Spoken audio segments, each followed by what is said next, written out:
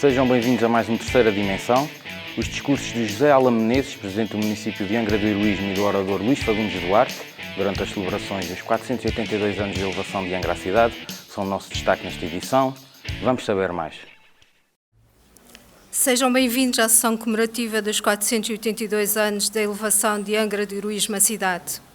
Em nome do Sr. Presidente da Câmara Municipal e do Sr. Presidente da Assembleia Municipal, declaro aberta a sessão. Tem a palavra o Sr. Presidente da Câmara Municipal de Angra do Heroísmo. Sr. Presidente da Assembleia Municipal, Professor Luís Fagundes Duarte, nosso distinto orador da noite, Srs. Vereadores, membros da Assembleia Municipal, convidados, minhas senhoras e meus senhores. Enfim, a temperatura na sala exige que sejamos céleres e eu tentarei sê-lo. Contudo, não posso deixar de vos dirigir algumas palavras, primeiro para agradecer, em particular àqueles que vieram de mais longe, aqueles que foram convidados para aqui estar, os agraciados, alguns deles fizeram longas viagens para estar aqui connosco e eu quero, em meu nome e em nome do município, agradecer a honra que nos dão de estarem aqui hoje presentes nesta sessão. Também agradecer a presença de todos os outros. Eu sei que não é fácil, num fim de tarde de um domingo de agosto, tirar tempo para estar aqui nesta sessão. A vossa presença aqui honra-nos sobremaneira e é para nós um momento alto também do nosso calendário, do calendário anual de comemorações que este município vai fazendo. Eu também queria aproveitar este momento para agradecer ao professor Luís Fagundes Duarte, meu amigo e distinto colega, a honra que nos dá de ter assentido vir hoje aqui fazer este favor, no fim de contas, dar-nos esta honra de estar aqui e de ser ele a dar o tom a este dia. De facto, eu sei que não é fácil este tipo de conferências, sei que não é fácil, particularmente no verão, daí que eu queira também aqui apresentar ao Luís os meus agradecimentos e dizer que, de facto, é uma honra tê-lo aqui. Finalmente, eu queria dirigir umas palavras aos agraciados e às suas famílias. Dizer-lhes que estas medalhas e estes diplomas que o município, por deliberação da Câmara e da Assembleia Municipal, tradicionalmente neste dia concede, é mais do que uma honra para quem os recebe, embora obviamente também se pretenda que assim seja, é uma honra para o município e por essa via para todos nós. Quando nós reconhecermos o percurso de vida ou o trabalho de uma pessoa ou de uma instituição, estamos a reconhecer que na nossa comunidade há alguém que coletivamente nos honra. De maneira que este é também um momento de reconhecimento a toda a comunidade angrense e um dia em que todos nós reconhecemos o valor, o trabalho que é feito ao longo do ano e, em alguns casos, ao longo de muitos anos, ao longo de muitas vidas. Eu não quero estar aqui a destacar nenhuma das pessoas, não o devo fazer, até porque esse papel coube à Assembleia Municipal, quando aprovou os votos, mas queria lembrar particularmente aqueles que já partiram. Nós temos algumas das pessoas que vão ser homenageadas, são pessoas que já faleceram, num dos casos uma pessoa que inclusive faleceu entre o momento da atribuição e o momento da entrega, e é justo uma palavra especial e uma lembrança especial para esses, e também para aqueles que com alguma dificuldade da sua vida, porque estão doentes ou porque têm dificuldade de locomoção ou por outra razão qualquer, fizeram o esforço de estar hoje aqui connosco. Creio que esse esforço é também digno de destaque e é digno de realce e é digno de ser aqui lembrado e agradecido. Finalmente, uma palavra especial em relação à Santa Casa da Misericórdia de São Sebastião, porque meio milénio de trabalho a favor da comunidade é algo que poucas instituições nesta terra se podem gabar. É uma das instituições mais antigas que existe na nossa comunidade e é uma das instituições que ao longo de todo este tempo, com altos e baixos, sempre soube sobreviver e sempre soube fazer aquilo para que foi criada, que é dar corpo às obras da misericórdia e servir a comunidade que, no fim de contas, lhe serve de suporte. Eu termino, mais uma vez, agradecendo a todos, em particular aos homenageados, em particular àqueles que vieram de longe e àqueles que mais dificuldade têm nesta presença aqui, e dizendo-vos que quando a cidade de Angra reconhece a excelência entre os seus, está a reconhecer a excelência de nós todos e, de facto, esta é uma cerimónia que nos honra a todos. Eu há bocadinho deveria ter mencionado, mas aproveito agora para mencionar os mais jovens. Nós temos aqui também entre nós um grupo de alunos que se distinguiram nas suas escolas, foram os melhores alunos das suas escolas, alguns deles com classificações que os colocam entre os melhores alunos deste país. Isso é também uma manifestação de esperança no futuro e é importante aqui dizer que não é apenas entre os mais velhos e não é apenas entre aqueles que já cumpriram um ciclo de vida que Angra se orgulha, é também dos seus mais jovens e daqueles que nas escolas mostram ser capazes de um trabalho de excelência. Parabéns para eles, parabéns para as suas famílias. Muito obrigado.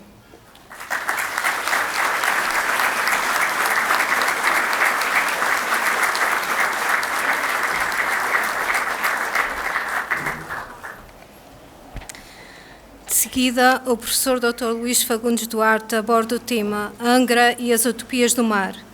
Luís Fagundes Duarte nasceu na Serreta em 1954. Fez mestrado em 1986 e doutoramento em 1990 em Linguística Portuguesa. É professor da Faculdade de Ciências Sociais e Humanas da Universidade Nova de Lisboa. Filólogo, colabora desde 1992 em diversos projetos sobre autores portugueses. Deu cursos e seminários em várias universidades e países sobre matérias de filologia e crítica textual. E tem mais de uma centena de artigos científicos espalhados por livros e revistas da especialidade. Publicou mais de 1000 crónicas em jornais e revistas. Foi diretor regional da Cultura e secretário regional da Educação, Ciência e Cultura no Governo Regional dos Açores. E deputado da Assembleia da República, tido sido presidente da Comissão Parlamentar de Educação e Ciência, membro do Conselho Nacional de Educação e membro da Comissão de Ciência e Tecnologia da Assembleia Parlamentar da NATO. Presentemente é professor das disciplinas de licenciatura, expressão e argumentação, cultura portuguesa renascentista e literatura portuguesa renascentista, e dos seminários de mestrado, estudos camonianos e crítica textual. Tem a palavra o seu professor Dr. Luís Fagundes Duarte. Boa tarde, Sr. Presidente da Câmara Municipal de Angra do Heroísmo, Sr. Presidente da Assembleia Municipal de Angra do Heroísmo, Sr. Deputado da Assembleia da República, Sras. e Srs. Deputados da Assembleia Legislativa da Região Autónoma dos Açores, Sr. Diretor Regional, Sr. Vereador da Câmara Municipal da Praia da Vitória, Sr. Vigário-Geral da Diocese, que de resto é uma peça extremamente importante na nossa história e nas nossas utopias, autoridades civis, militares, religiosas aqui presentes, senhoras e senhores homenageados pela Câmara Municipal de Angra do Heroísmo, senhoras e senhores convidados, minhas senhoras e meus senhores, meus caros amigos. Começo por agradecer o convite amável que me foi feito pelo Sr. Presidente da Câmara Municipal de Angra do Heroísmo, meu velho e querido amigo de várias lutas até, ao longo de muito tempo. É para mim sempre, a honra é minha, é para mim sempre uma honra poder colaborar com a ilha onde nasci, com a cidade onde eu nasci na Serreta, mas a Serreta é uma parte de Angra também. Sem a Serreta, o Concelho de Angra seria um concelho incompleto. E por isso é sempre uma honra para mim dar o contributo que me for solicitado para a nossa ilha, para a nossa cidade e, naturalmente, para os nossos Açores. O tema que eu escolhi para falar aqui hoje, as utopias do mar. Angra e as utopias do mar. Mas porquê este título? Bom, como veremos mais adiante, completam-se este ano 500 anos sobre a publicação de uma das obras fundamentais da nossa civilização ocidental, a Utopia, de Thomas More. E como veremos, Angra tem alguma coisa a ver com isso. E Utopias do Mar porque Angra foi a primeira cidade europeia projetada e planeada e construída fora da Europa, mas foi numa ilha. Uma ilha que é um ponto de passagem, mais do que um ponto de chegada, é um ponto de passagem, porque, para além das pessoas que aqui ficavam, muitas foram aquelas que, por razões de navegação, por outras razões, passavam por aqui. e, portanto, muito do que é a nossa vida, a nossa história, tem a ver com o mar. Por isso vale a pena nós lembrarmos algumas coisas para nos situarmos e começaria pelas utopias do mar. E começarei por uma personagem que toda a gente conhece relativamente bem, um monge irlandês do século V, VI, chamado Brandão, São Brandão, que gostava de navegar. E um dia ele estava a dormir e apareceu-lhe, teve um sonho, teve uma visão, em que alguém, um anjo, lhe disse para ele se levantar e iniciar uma viagem, porque Deus finalmente tinha acedido ao seu pedido, que era encontrar uma ilha afortunada, um paraíso que ficava para o Ocidente, onde poderia ficar e onde poderia viver em paz. Diz a lenda, que é narrada num livro, o livro de Lismore, que é um livro onde se recolhe, do século XV, onde se recolhem histórias antigas, lendas relacionadas com a Irlanda. E nesse livro conta-se esta história. Brandão levantou-se, lançou-se ao mar com os seus homens e encontrou, como se vê naquela gravura relativamente fantasiosa, ao fim de muito navegar para o Ocidente, encontrou uma ilha e ele, a sair da ilha, viu um grande grupo de anjos que cantavam e que lhe davam as boas-vindas. Claro, São Brandão ficou nessa ilha e nessa ilha afortunada deve ter morrido. A nossa história está cheia de lendas relacionadas com o conceito de ilhas afortunadas. As ilhas afortunadas, em grego, dizia-se Makaroneson, que deu origem à expressão que todos nós conhecemos, a Macaronésia, e eram umas ilhas, uma espécie de paraíso que ficava para o Ocidente e que os gregos já falavam nesse paraíso, para onde iam as pessoas que morriam e que encontravam finalmente o seu repouso.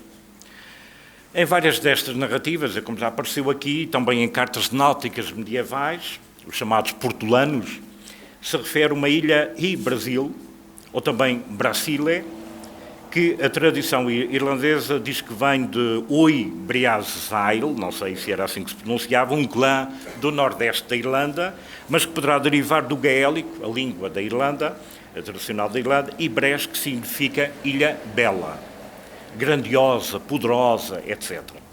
Porém, num portulano, da autoria do cartógrafo genovês Batista Beccario, estamos a ver aqui um pormenor, encontramos uma representação dos arquipélagos atlânticos, Canárias, Madeira e Açores, estes ainda sem o grupo ocidental, Flores e Corvos, que ainda não eram conhecidos na altura, tendo ao centro a designação Insulae Fortunatae Sancti Brandani, Ilhas Afortunadas de São Brandão. E, bem no meio dos Açores, uma ilha redonda e grande com o nome Ínsula de Brasil, Ilha de Brasil. Aqui no mapa não dá para ver, que é um mapa antigo e a reprodução não é muito boa, mas encontramos aqui alguns a ocidente do continente português, encontramos essas ilhas e está lá uma ilha redondinha que se chama Ilha do Brasil. Essa ilha é a ilha onde estamos neste momento, a Ilha Terceira. Num outro portulano da autoria do veneziano Andrea Bianco, já aparece claramente o nome Ilha Fortunata de Sancti Beati Blandan, Ilha Afortunada do Santo Beato Brandão, atribuída a uma das ilhas de um arquipélago no Atlântico Norte, constituído por 7 ilhas distribuídas em 2 grupos. Um com 2, que seriam São Miguel e Santa Maria, correspondentes, grosso modo, ao grupo oriental dos Açores, e outro grupo com 5, coincidentes com o grupo central. Esta ilha corresponde também muito claramente à terceira. Ou seja, as ilhas que hoje constituem os Açores foram, num certo momento da história, identificadas como as Ilhas Afortunadas que São Brandão tanto demandou e que, com a liberdade que as incertezas das lendas, das tradições e dos documentos históricos nos permitem, nada de mal vir ao mundo se as relacionarmos com os campos elíseos dos gregos. Porque a tradição cultural ocidental está povoada de ilhas afortunadas, sejam elas para descanso dos mortos ou para refrigério dos vivos. Com efeito, e vamos a uma das grandes obras da Antiguidade, a Eneida, a Odisseia de Homero, Ulisses sentiu uma grande alegria quando, ao fim das suas viagens, a deusa Atena dispersou no voeiro que escondia Ítaca, a sua ilha, e logo que pôs os pés em terra, beijou o solo, dirigindo-se logo de seguida para uma gruta na rocha que a deusa lhe indicara para que nela escondesse os tesouros que trazia das suas longas e atribuladas viagens. E cá temos uma ilha como lugar de regresso, aonde se regressa depois de se andar perdido pelo mundo. O mesmo terá sentido Enéas, o herói da Eneida de Virgílio, quando, acalmada a tempestade incentivada por Juno, a deusa Juno não gostava de Enéas e provocava grandes tempestades a ver se ele se perdia no mar, foi dar uma pequena ilha, constituída por 2 enormes rochedos que se erguiam ao céu, ameaçadores, na base dos quais permanecia silencioso o mar. E ele também logo encontrou uma gruta nas rochas, que era a morada das ninfas, dentro da qual corriam águas doces. A imagem que temos aqui é uma fotografia do Fernando Rezendes, tirada na Ilha do Corvo, mas faz um pouco lembrar os 2 rochedos de que fala Virgílio. E, naturalmente, os nossos heróis dos Lusíadas rejubilaram quando, puxada pelas mãos de Vênus, viram de longe uma ilha fresca e bela, com uma enseada de areia curva e quieta, onde logo desembarcaram, cansados e desejosos de um refrigério merecido pelos muitos perigos e trabalhos do mar. Em qualquer dos casos, imaginamos sempre o fascínio dos viajantes dos largos mares quando avistam ou quando avistavam uma ilha perdida, fosse em horizontes abertos, fosse através do nevoeiro onde poderiam aportar, e aquela magia de ver a terra erguer-se do fundo do mar, no ver a ilha inteira, com os seus recortes de baías, de cabos, de promontórios, a replicar-se invertida nas ondas, como nos faz lembrar o jovem Chateaubriand, escritor francês, que em 1822, quando viajava para os Estados Unidos, passou pelos Açores e passou muito próximo da Graciosa, e faz uma descrição, num livro que se chama As Memórias do Além Mundo, ou do Outro Mundo, faz uma descrição extremamente bela do que é a Ilha Graciosa vista do mar, e diz que uma ilha, ao fim e ao cabo, reproduz o mar que tem em volta, e o mar reproduz a ilha que tem dentro de si. Também no século XIX, mais tarde, em 1867, o escritor americano Mark Twain passou por aqui, esteve no Faial. Quando chegou ao Faial não gostou do Faial, achou que as pessoas eram feias, pobres, mal vestidas, cheiravam mal, etc. Mas depois ficou muito admirado porque encontrou na então Vila da Horta as ruas calçadas muito melhor do que as ruas de Nova Iorque. E ficou espantado. Como é que numa pequena ilha perdida no meio do Atlântico há gente pobre e suja que tem ruas melhores do que as de Nova Iorque? É curioso também a descoberta que uma ilha pode representar para quem vem de fora. Ora bem, as ilhas são, ao mesmo tempo, terras de passagem, lugares exóticos, pontos desconhecidos, dentre os quais os viajantes, não sem espanto, encontram ecos do grande mundo de onde vêm, ou como lugares únicos.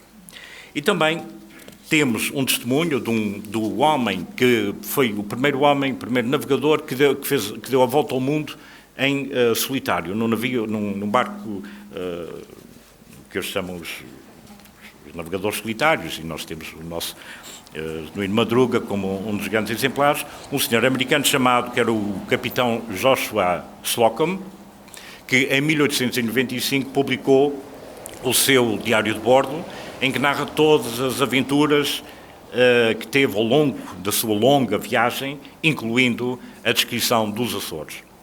E no seu diário ele afirma com todas as letras que só quem tiver visto os Açores do convés de um navio, é capaz de entender a beleza da paisagem do meio do Atlântico. Um poeta inglês do século XVII, John Donne, escreveu numa meditação, que depois deu origem a um poema que é bastante conhecido, que nenhum homem inteiro em si mesmo é uma ilha, que antes esse homem é um pedaço do continente, pelo que, se por analogia um pedaço de terra for levado pelo mar, o conjunto ficará diminuído. Da mesma maneira, a morte de qualquer homem a todos diminuirá na medida em que tanto ele como todos os outros são parte da humanidade. É a partir deste poema que que surgiu o título Por Quem os Sinos Dobram, de Hemingway. Exatamente, quando morre alguém, não te preocupes quando ouvires os sinos tocar, quando os sinos dobrar, porque se eles estão a dobrar por ti. Bom, passaríamos agora à segunda dessas utopias, a utopia da cidade insular. Aquela cidade que foi fundada por alguém que a quis fundar, que veio de longe, chegou aqui e aqui quis ficar. Não foi por acaso, Angra não é uma aldeia de pescadores que foi crescendo, como acontece com Funchal, Ponta Delgada, etc. Foi uma cidade planeada desde o início com um objetivo. Comemoram-se este ano o 40º ou 42º aniversário da elevação de Angra à cidade e, como eu já referi no início, o 50º aniversário da publicação da Utopia de Thomas More. Tendo em conta que, antes de ser cidade, Angra já era uma povoação importante, e daí o motivo de tal honraria, como se pode ver pela Carta Régia de Dom João III, que a Câmara Municipal teve a excelente ideia de publicar no jornal um dia destes, poderemos dizer que ambas, a cidade de Angra e a obra literária A Utopia de Thomas More, são rigorosamente contemporâneas. E sendo certo que Thomas More nunca visitou a Terceira, e sendo cronologicamente impossível que os primeiros arquitetos da cidade tenham lido a Utopia porque só foi publicada depois, quaisquer semelhanças entre uma e outra serão meras coincidências. Ou então, e utilizando a expressão cunhada a partir da frase de Hegel, Der Geist seiner Zeit, não sei se o meu alemão dá ali para o seu Presidente da Câmara entender, o espírito do seu tempo. Uma manifestação do que depois ficou a ser conhecida pelo termo Zeitgeist, o espírito da época. Ou seja, a cidade de Angra foi pensada, planeada e construída de acordo com as características do terreno e da ilha, é verdade, mas sobretudo de acordo com as ideias que dominavam na época. O herói principal da Utopia é um português. Chamava-se Rafael Itloideu. Era um navegador que tinha andado nas armadas nas 3 primeiras viagens de Américo Vespuccio, o descobridor da América, e que Thomas More encontrou algures na Flandres e com quem estabeleceu contato, e esse senhor Rafael Itloideu, que obviamente é um nome construído literariamente, mas baseado numa personagem real, contou-lhe a história de uma ilha que tinha conhecido nas suas viagens, que ficava lá para os lados da Macaronésia, ou seja, a tal Macaron na zona, e que tinha uma história extremamente interessante. Segundo ele, esta ilha, que ele era a única pessoa que tinha visitado a ilha, não resultara de um acidente da natureza, como acontece com a nossa ilha, que é vulcânica, mas sim da vontade de um homem e do trabalho de muitos outros. O que é que acontece? Havia um senhor chamado Utopos, que era rei, que conquistou uma península chamada Abraxa, mas entendeu que a península, estando ligada ao continente, estava sujeita a perigos vindos do continente. E então o que é que fez? Mandou cortar, como aqui se podia fazer eventualmente no Monte Brasil, cortar o istmo e separar a parte territorial da península da Abraxa e transformou numa ilha. Ou seja, temos uma ilha construída por vontade dos homens. E, curiosamente, o rei Utopos decidiu que esse trabalho de cortar o istmo da ilha seria feito igualmente pelos seus homens militares, guerreiros, mas também pela população da ilha, para que todos se sentissem envolvidos na construção da ilha e ninguém se sentisse escravizado. Ora, foi nesta ilha que o rei Utopos construiu uma cidade. E construiu várias cidades depois. E construiu uma sociedade que era completamente diferente, completamente o oposto do que era a sociedade inglesa do tempo do autor. O rei era Henrique VIII. O próprio autor acabou guilhotinado não, porque não havia, a guilhotina ainda não tinha sido inventada nessa altura, mas acabou sendo executado, perdendo a cabeça exatamente porque se opôs ao rei por várias razões, incluindo a história da separação da Igreja relativamente a Roma, mas também porque ele demonstrou ao rei que era possível haver uma sociedade em que as pessoas eram bem tratadas, em que as pessoas viviam justamente, em que não havia ricos que ficavam com o dinheiro todo, porque se distribuíssem o dinheiro que tinham, por todos, ninguém passaria fome, todos seriam felizes. Isto no século XVI, vários séculos antes do que viria a acontecer depois com aquilo que seria o socialismo e o comunismo, etc., era, de facto, ter uma perspectiva muito para a frente, muito pioneira, e, naturalmente, o rei Henrique VIII não gostava de pessoas que pensavam dessa maneira. Ainda de acordo com Rafael e Clodeu, a cidade mais importante da ilha de Utopia chamava-se Amaurota. Este topónimo foi também construído por Thomas More, a partir do grego, e tal como os principais topónimos e antropónimos da Utopia, transportava em si um sentido oculto, simbólico e, naturalmente, irónico. Enquanto Amaurota derivará de Amauros, vago, obscuro, nublado, talvez de uma referência de Thomas More à sua cidade natal, Londres, Utopia vem do jogo de palavras entre utopos, que significava não lugar, e eutopos, que significava lugar bom, ou seja, um lugar bom que não existia. Enquanto Clodeu, o nosso personagem, terá uma etimologia obscura, mas onde seguramente se encontra a palavra utros, que significa absurdo. Ou seja, este homem, este português que andava pelas tabernas da Flandres a contar as suas aventuras, era, de certa maneira, para já chamava-se Rafael, que era o anjo que trazia as notícias da morte, mas também as notícias dos remédios para quem estava doente, e Clodeu, que era um homem que contava coisas absurdas. Curiosamente, Thomas More era muito amigo de Erasmo de Roterdão, outro grande homem do Renascimento, autor do Elogio da Loucura. E no seu livro Elogio da Loucura, que foi publicado antes de Utopia, o nosso Erasmo de Roterdão faz uma carta dedicatória ao Thomas More e brinca com o nome dele, a dizer: tu chamas-te More, e atenção, o nome More é parecido com o nome que em latim, vindo do grego, significava loucura, Moria.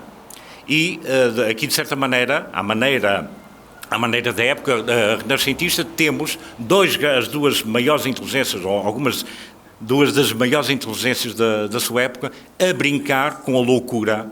E há um determinado momento em que Erasmo diz que, citando o Eclesiastes, que há muitos loucos por aí. O pior é que nunca os conseguimos encontrar. Ora bem, a cidade de Amaurota, e era aqui que nós queríamos chegar, era a cidade mais importante da ilha de Utopia. Como podemos ver aqui, há aqui representações da ilha com a cidade ao meio. A ilha faz vagamente lembrar a terceira, embora seja por mera coincidência, uma ilha redonda, a tal ilha que foi separada a partir do continente. Amaurota, desculpem, não era aqui, Amaurota ficava na encosta de um monte de inclinação suave e tinha forma quase quadrangular. Começava pouco abaixo do cume do monte e prolongava-se pelo espaço de 2 milhas até ao rio Anidro. A cidade possuía ainda um outro pequeno rio que nascia na própria colina em que a cidade estava construída e corria pela encosta, atravessando a cidade a meio, desaguando também ele no Anidro. As ruas da cidade eram muito atraentes e com largura de 20 pés. Estavam dispostas e orientadas em quadrícula, de modo a satisfazer as necessidades de transporte e de proteção contra o vento. E ao longo delas as casas, em cujas traseiras existiam vastos jardins, formavam filas contínuas. Era opinião generalizada que o plano da cidade, tal como então existia, fora desenhado, fora concebido pelo rei Utopos, que, por sua vez, tinha deixado aos seus sucessores a obrigação de preservar a cidade. Não sei se será loucura, essa loucura de que falava Erasmo de Roterdão, entrever nesta descrição da Maurota aquilo que, no essencial, em termos urbanísticos, era, nos finais do século XV, princípios do século XVI, e é, ainda hoje, a cidade de Angra. Mas vemos, em ambos os casos, não apenas a planificação de acordo com os princípios previamente definidos e que são comuns, como a própria implantação no terreno, temos a colina, como nós temos aqui, com o antigo castelo dos Moinhos lá em cima, com a ribeira que, nos finais do século XV, foi enterrada, mas continua a existir, e dividida em 2 ramos, um ramo para abastecer os moinhos, outro ramo passava por aqui para abastecer as águas, os chafarizes que, por sua vez, abasteciam os navios. Temos as cidades, a cidade retangular, num retângulo quase perfeito, definido pela Rua da Sé, pela Rua direita, a Rua de São João, a Rua da Palha, até a Carreira dos Cavalos, como era na altura, as ruas perpendiculares principais, depois as ruas secundárias e as travessas.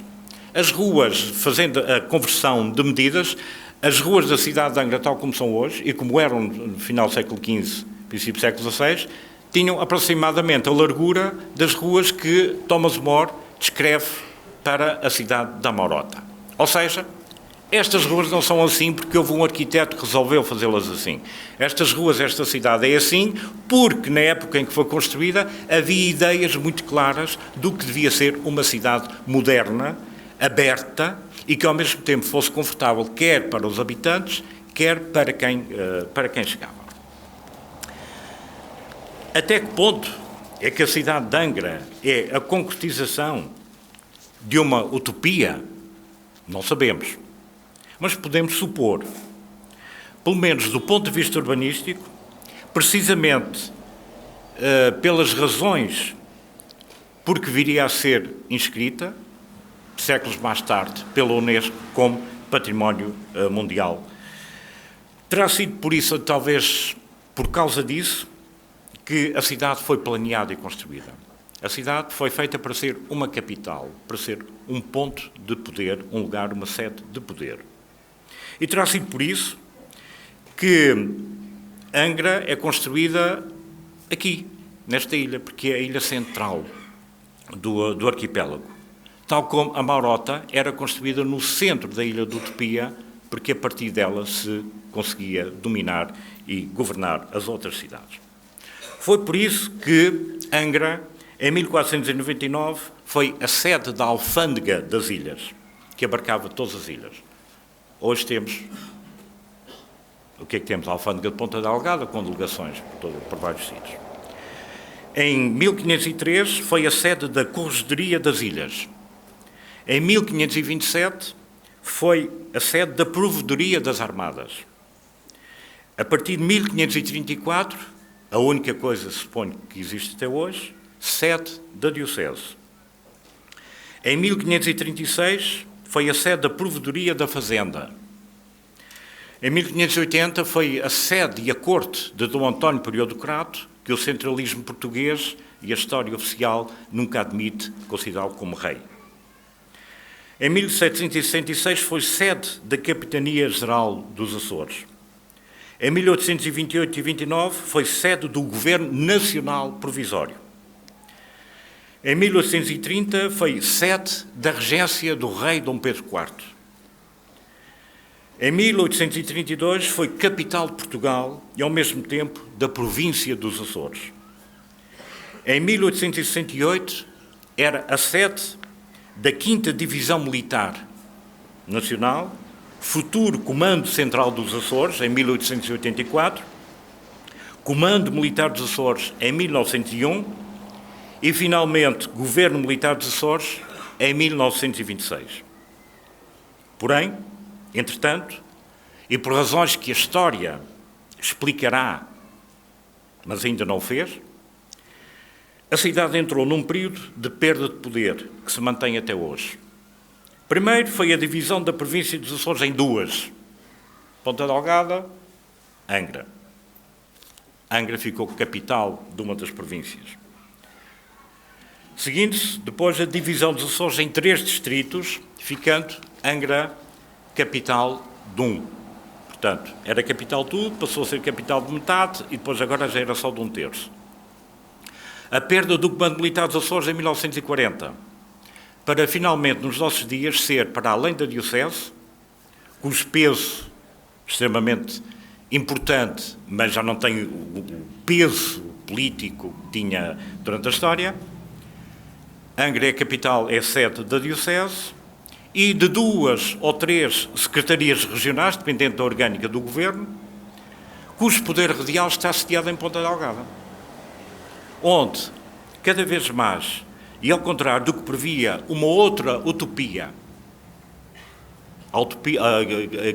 poderíamos chamar utopia da autonomia regional de 1976, que determinava que não havia capital dos Açores, que o poder estaria distribuído por 3 cidades.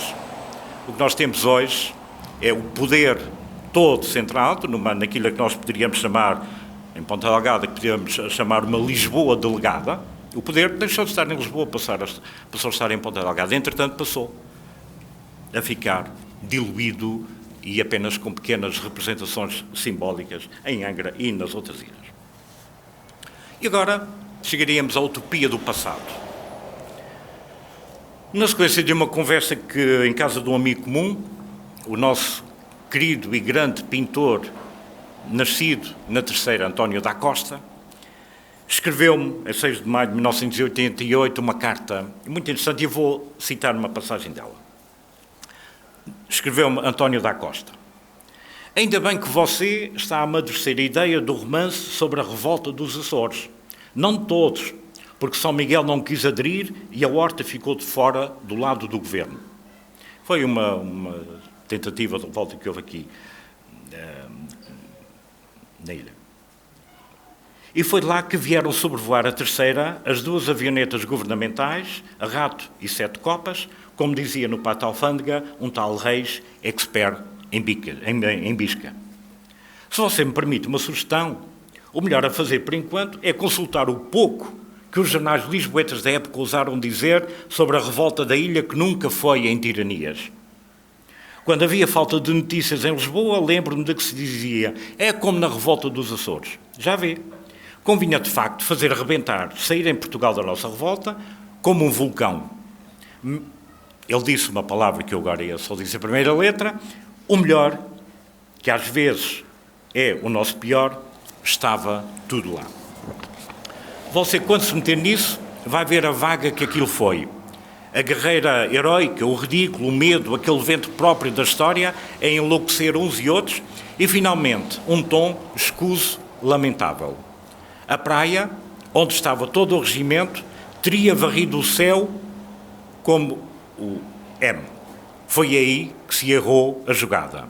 Mas isso fica para futuras conversas. Escreva. Claro que eu nunca escrevi, nunca tive tempo, oportunidade de escrever este romance que ele me aconselhou a escrever, mas cá temos, passado já neste século, durante a ditadura nacional, temos uma revolta com algum peso, iniciada aqui na Terceira, mas que eu saiba, a nossa história ainda não escreveu, ainda não investigou, e estamos aqui muito perto. É evidente que há informações, mas a história a sério ainda não se ocupou destas coisas que fazem a nossa identidade enquanto cidade e enquanto ilha.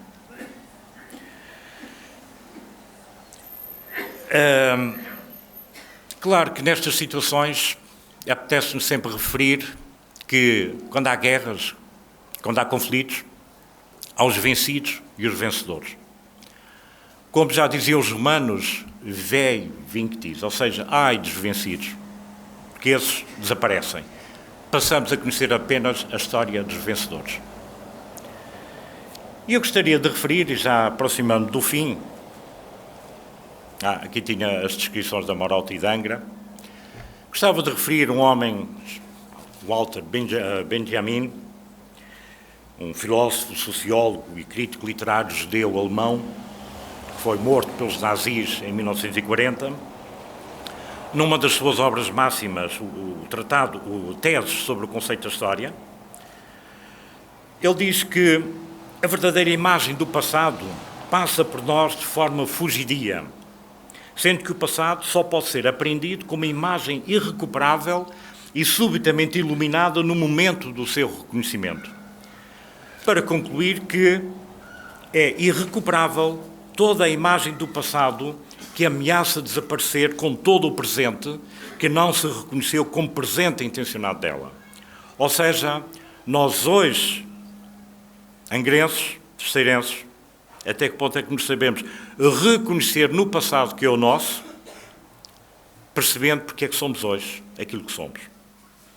Mais adiante, no fragmento 7º, o mesmo autor cita o romancista francês Gustave Flaubert, que, referindo-se ao seu romance Salammbô, onde se ocupa da guerra dos mercenários do século III a.C., que opôs Roma a Cartago, tendo Cartago utilizado mercenários bárbaros, a quem depois não pagou, e os mercenários fizeram uma espécie de greve, manifestação, por falta de pagamento dos vencimentos, e revoltaram-se contra a cidade de Cartago.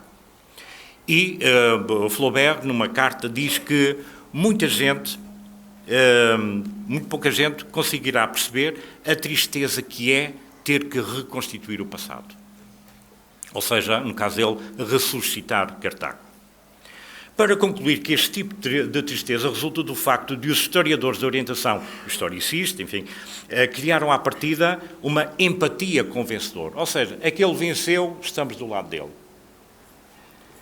Para Benjamin, tal empatia serve sempre àqueles, e é o que está aqui transcrito, que em cada momento detêm o poder. Na medida em que aqueles que até hoje sempre saíram vitoriosos integram o cortejo triunfal que levam os senhores de hoje a passar por cima daqueles que hoje mordem o pó. Os despojos, como é da praxe, são também levados no cortejo. Dá-se-lhes geralmente o nome de património cultural. O património cultural, que nos enche o ego, porque a nossa cidade é património cultural. Agora precisamos saber porquê e para quê.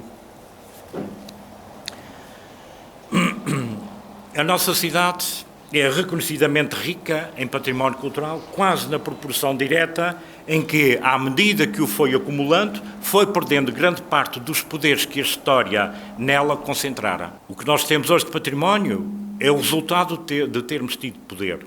Mas o que nós temos hoje é a ausência, é a máscara, é o fantasma do poder que perdemos. É aquilo que Benjamin chamava o património cultural. E gostemos ou não, este património materializa aos nossos olhos, aquela tristeza que sentimos, que é ver a nossa cidade a ter perdido poder. E que nos faz lembrar o último poema com que Fernando Pessoa encerra a mensagem. O poema chama-se Nevoeiro. Nem rei nem lei, nem paz nem guerra define com perfilicer este fulgor baço da terra que é Portugal a entristecer. Brilho sem luz e sem arder, como o que o fogo fátuo encerra. Ninguém sabe que coisa quer, ninguém conhece que alma tem, nem o que é mal, nem o que é bem, que ânsia distante perto chora. Tudo é incerto e derradeiro, tudo é disperso, nada é inteiro. ó Portugal, ousas nevoeiro. É hora. Um pouco à semelhança de Thomas More, Fernando Pessoa fabricou o título Mensagem a partir de uma frase de Virgílio na Eneida. A frase era mens agitat molem, ou seja, é a mente que move a matéria. Quem conhece a Eneida, nesta passagem, no livro 6, alguém está a descrever o corpo humano, descreve os órgãos um a um, mas depois diz, mas quem manda nestes órgãos todos é a cabeça, é a inteligência. Transmitindo assim a ideia de que Portugal terá que usar a inteligência para sair do atual marasmo e recuperar o seu brilho passado. Fernando Pessoa pegou na frase mens agitat molem, pegou na primeira palavra, mens, nas duas primeiras letras do verbo agitat e nas duas letras finais de molem, e construiu a palavra mensagem. Portanto, a mensagem que temos neste livro não é a mensagem que nós entendemos tradicionalmente, alguém dizer um recado a alguém. Tem aqui um sentido muito forte, que é preciso, para que Portugal ressuscite, transferindo para cá, para que Angra ressuscite, é preciso que a cabeça funcione. O que transpondo para a cidade de Angra atual e para os problemas, sobretudo económicos e sociais, com que se debate e que tem que resolver, sobretudo resultantes da perda da mesma importância estratégica que lhe valeu a importância do passado, equivale a dizer que o nosso património cultural, ao invés de ser o despojo de vencido que integra o cortejo triunfal dos vencedores, terá que ser reavaliado e transformado em fonte de riqueza e em dinamismo. Porque o nosso tempo já não é tempo para utopias. E talvez por isso mesmo valeria a pena recordar aqui, para terminarmos, algumas das palavras finais da utopia, pelas quais o autor, salientando as suas divergências com Rafael e Clodeu, convinha até para o rei não ficar extremamente zangado, mas não querendo contraditá-lo, até porque já estava cansado, não fosse ele, e esta frase é muito importante, incluí-lo no tipo de pessoas que têm receio de não parecerem suficientemente inteligentes se não encontrarem erros nas opiniões dos outros, tomou-o pela mão e levou-o a cear, dizendo que deveriam arranjar outra ocasião para discutir em conjunto os assuntos da utopia e debatê-los em pormenor. Ou seja, agora não vamos discutir, mas temos que o fazer. E foram cear. Nós hoje iríamos, eventualmente, beber um copo. Saúde, por isso, a Câmara Municipal de Angra do Heroísmo, e em especial o seu Presidente, por ter vindo a abrir um espaço de debate sobre a cidade e o seu passado, na medida em que muito há ainda que meditar em conjunto sobre se queremos que Angra do Heroísmo viva subjugado a um património de despojo, de restos, resultante dos ventos da história, que fizeram substituir a importância da centralidade geográfica e da dimensão cultural pela escala da demografia e da economia direta, ou se, pelo contrário, deverá transformar esse mesmo património num efetivo gerador de riqueza e, portanto, de poder, um novo poder. Muitas cidades e sítios que, por esse mundo fora, ostentam classificação idêntica à de Angra, provam que tal é possível. E isso já nada terá a ver com utopias, mas antes com realismo, com a cidade como palco e o mar, é claro, como cenário. Muito obrigado.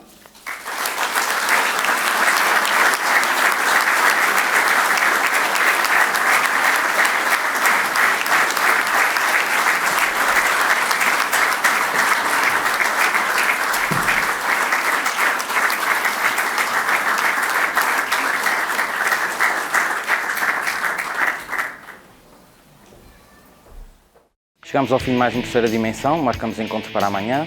Até lá.